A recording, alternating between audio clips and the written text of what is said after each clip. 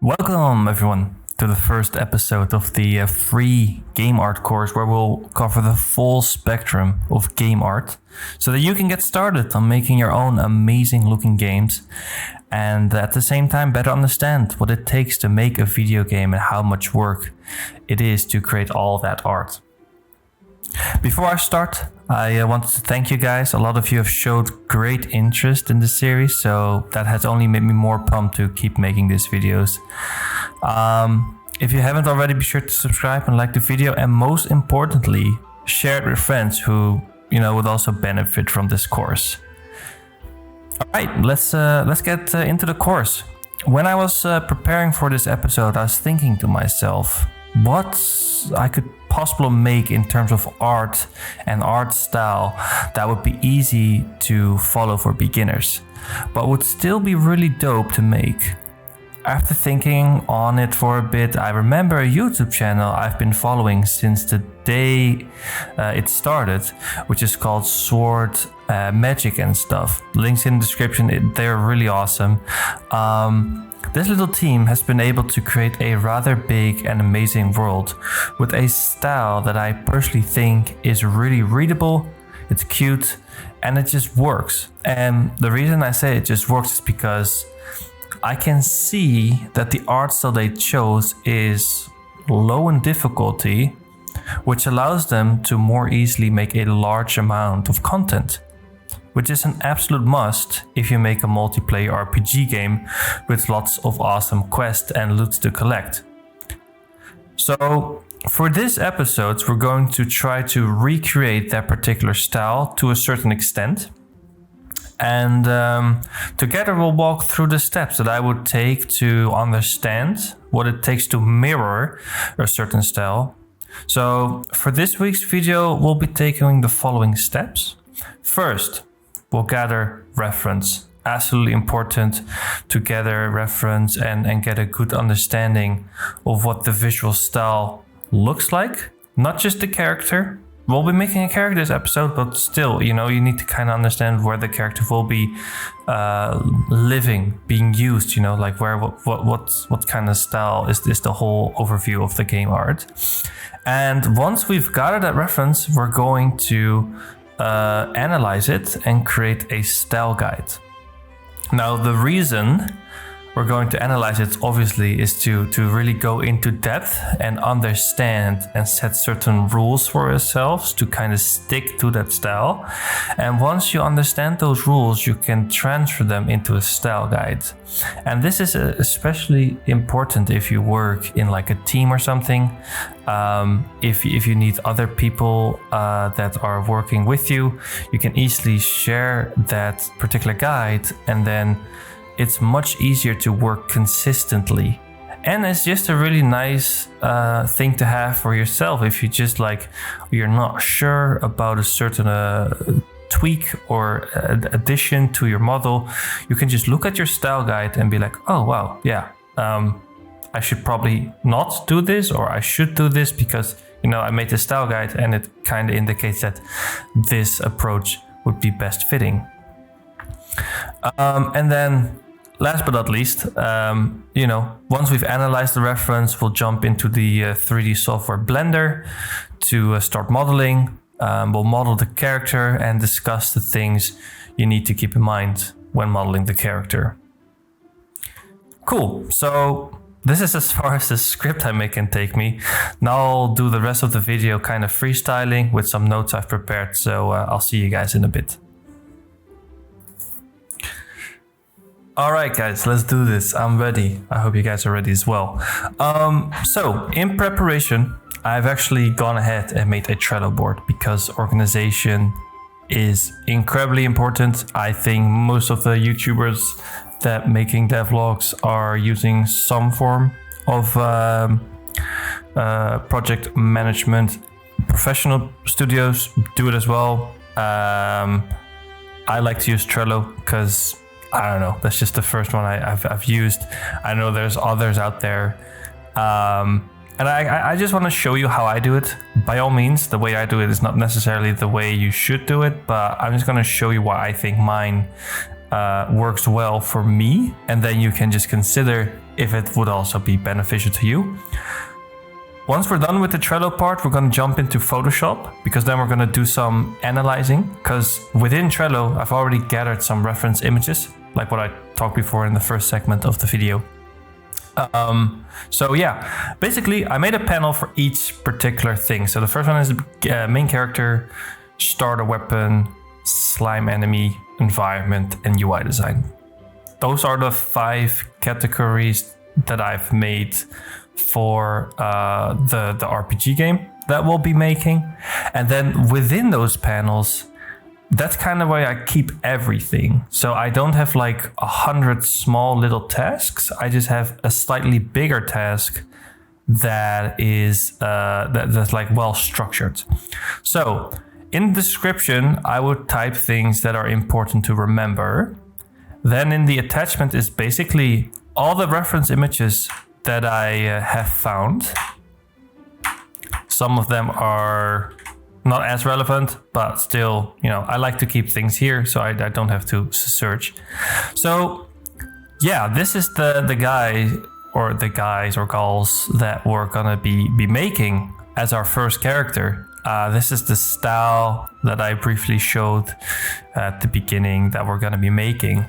And if we scroll down just a little bit under the attachments, you'll see that I have subdivided this task into categories and made it into a checklist.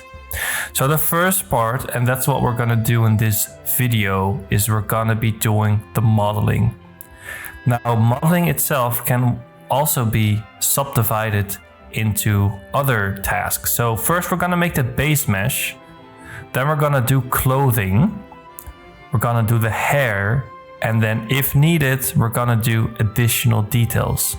Now, if you don't know what that means, because you're just starting out, not to worry, we're about to jump into Photoshop and then we're gonna cover each part, each segment of this particular, I keep forgetting the word, checklist.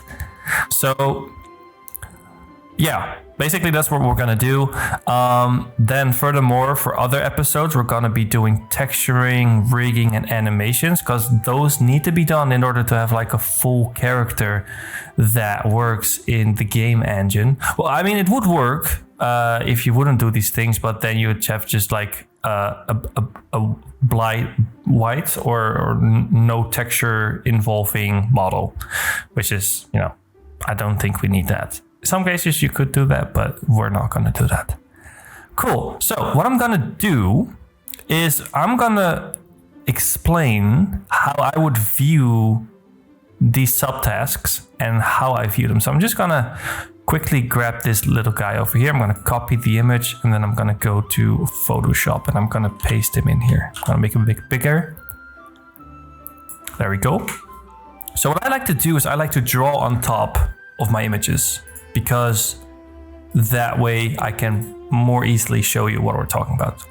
So the base mesh. The reason I call it base mesh is because after looking all the content that the guys from Sword, Magic and stuff have made, it's very clear that all their characters have something in common, which is they have a head, like this.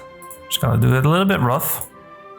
They have a head, they have a body, and notice how I'm including the legs. So their body is not just the torso, it's also the leg.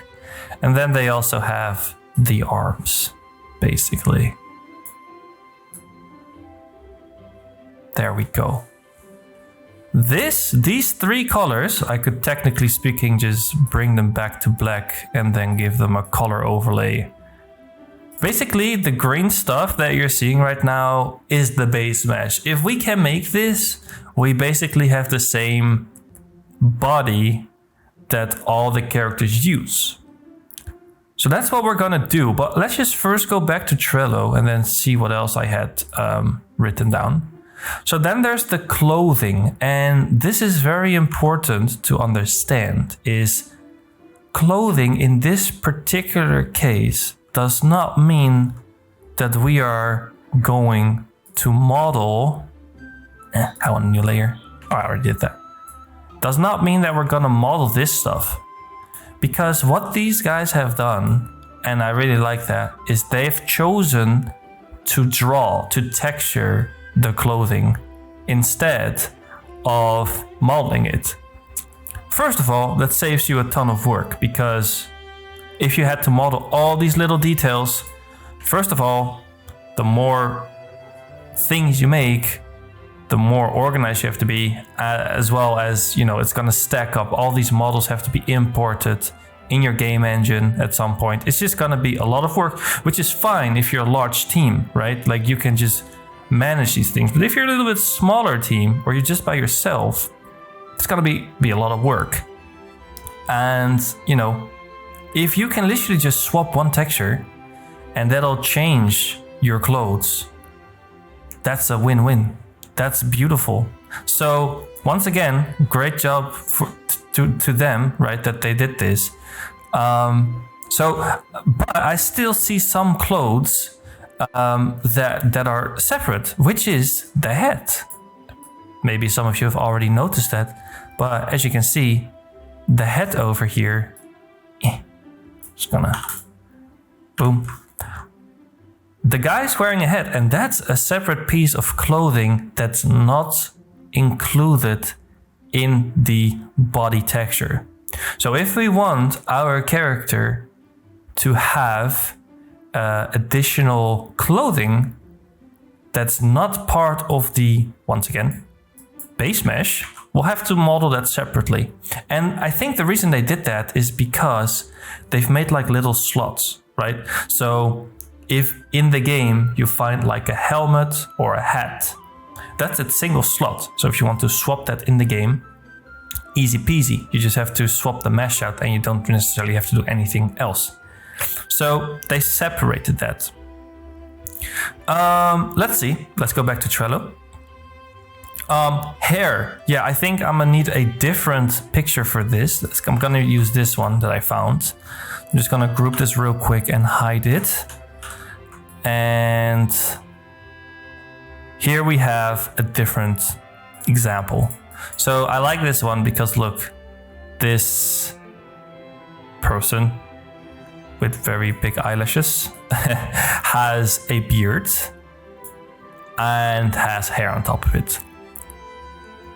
So that's also its separate object, because I know for a fact, if you've seen some of their videos, you have the character customizer and you can change your hairstyle. Some people don't want a beard on their character, some do.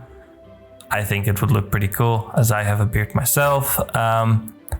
So that's also something we have to model separately, because in our game, in our RPG game, if we were to have separate objects, separate hairstyles, I mean, we would need to model it this way. If our RPG is only going to have one character, it wouldn't really matter, right? Like you could just, you know, make it part of the base mesh, I guess. But because, you know, maybe we want, maybe you want quests in your game and you want to make NPCs, then reusing your base mesh is going to be very, very efficient. So for that reason, I think we should just keep it a separate object. It's that simple. And then I did one extra segment, which is the additional details. And that's why I captured this picture, right? So just once again, gonna group this and hide it. So for this particular character, I think it's an enemy. But once again, they're using the same base mesh, but, and here's where I think get interesting, and this is what I really like, is they modeled an additional mouthpiece onto their model, as well as the horns. And because I told you guys already, the head is its separate object, they simply just need to swap out the head model. But what I just want to point out is that even if you just make a human, for example, a base mesh for this style, by just modeling a few extra details in there, you can completely change the look of the model that you're making. And because they really want to emphasize, you know, this cool looking teeth and horns to distinguish the enemy from other characters, they went the extra mile and modeled that in, which is great, which is also something that we're going to have to, you know, keep in mind. Although we're going to make a slime, it's going to be a completely different character. It's still very, very good to understand to understand that they thought about this. They're like, hey, we need this extra detail that, you know, we could potentially texture in there, but it's going to look a little bit flat, right? Because the jaw of this character is so big. It's going to look a little bit flat if this were to just be painted on there. Once again, would still be possible, but they chose to really just model that out, which I think is great. So let's just analyze a little bit more what we've seen so far. So to kind of recap and to kind of, you know, set the beginning for going into Blender, the other thing that we kind of need to understand is the shape language. A shape language is basically a very fancy word for what kind of shapes are being used to create a certain mood, or how do the shapes communicate to the user, the player. Well, I think it goes without saying that they went for a somewhat cubious looking aesthetic. The head is a cube, the arm is a cube that's just longer, legs also a cube that's just longer, and the torso is also a cube that's like twice the size or something like that. This is very crucial because, first of all, the cube shape in this game is the primary factor for how their game looks, especially the characters. It creates this sense of quote-unquote low poly style. I think that's always a kind of a weird word, low poly style, because even within low poly you can create so many different styles.